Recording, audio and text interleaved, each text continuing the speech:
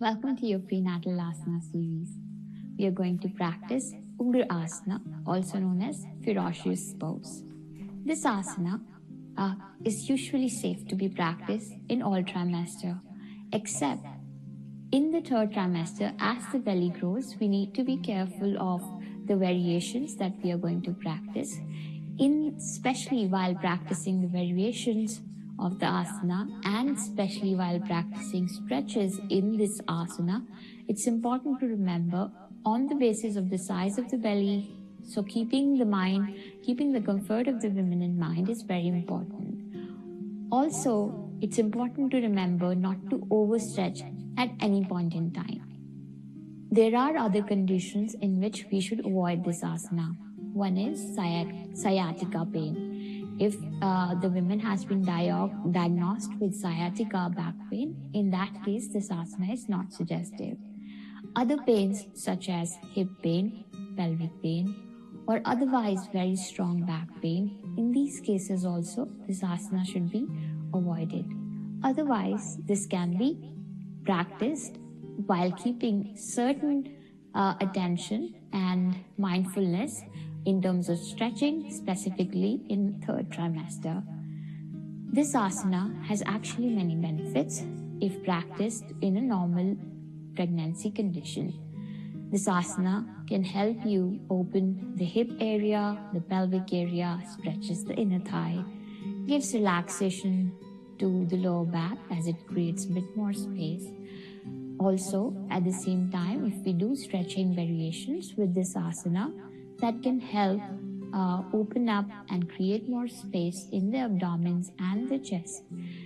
During the pregnancy, women can go through a lot of rib pain, especially in the third trimester or the later second trimester, due to the rib size or the abdomen size changing and the baby growing faster.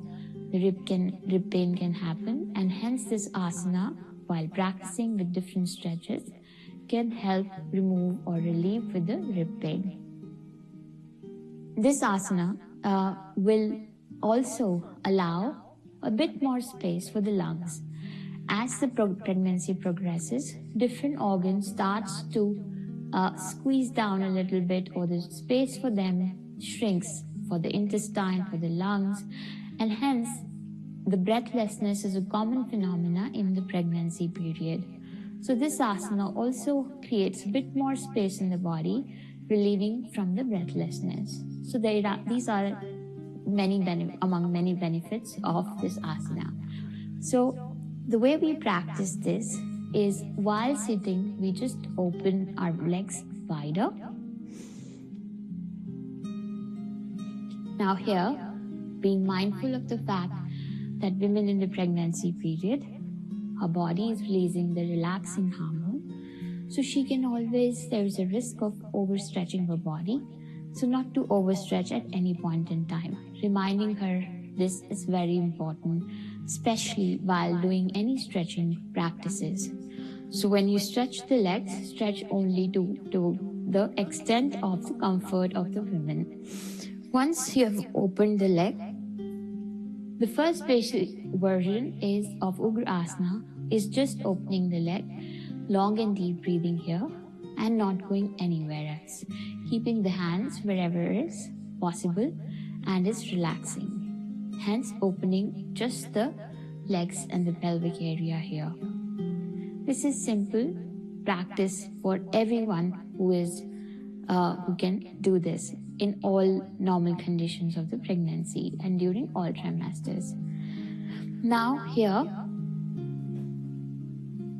if we want to go further in the second variation, we can try to hold the big toe of our feet for both the legs together.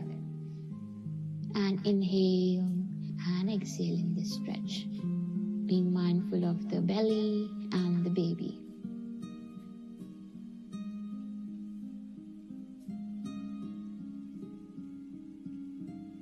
And releasing.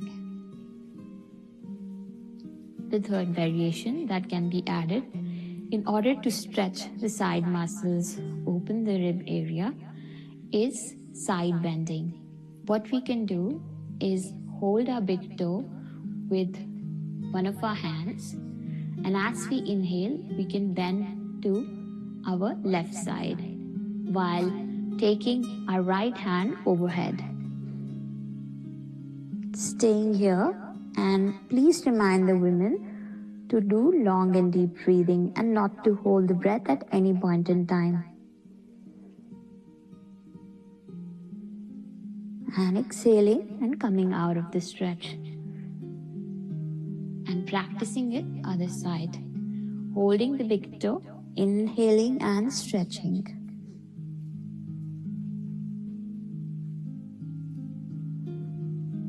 Exhaling, coming out of the asana.